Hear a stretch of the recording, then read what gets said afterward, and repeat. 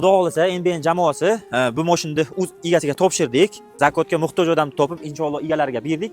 10 ta mashinamizni Lazjon bilan birgalikda inshaalloh qo'yib, shu sizlarning oralaringdan shu kommentariy orqali olib, inshaalloh har bittasini postimizga har bitta qiladigan mashinamizni ham agar oladigan odam egalari ko'rishsa, videolarni ham qo'yib borishga harakat qilamiz. Nima deysiz do'stlar? Bo'ladi mana shunaqa mashinalar har doim berish qodir qilgancha Xudoyim taolo hammamizga shunaqalar berish nasib qilsin. Yana kommentariyada ko'pchilik aytibdi, buni pinhona qilsa ham bo'ladi, aytmasdan qilsalaring bo'ladi. Zakotni Allohning farz qilingan narsalarni oshkora qilingan afzal deyishgan ustozlarimiz.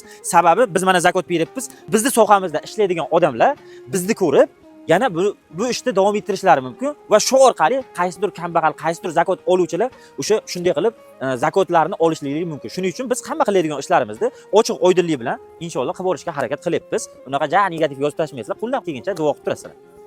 Abdulaziz Abjaborov kanaliga va NBN kanaliga obuna bo'lib qo'yish esdan chiqmasin. Xudo xolasa har bitta qiladigan ishlarimizni ochiq oydinlikda ko'rsatib borishga harakat qilamiz.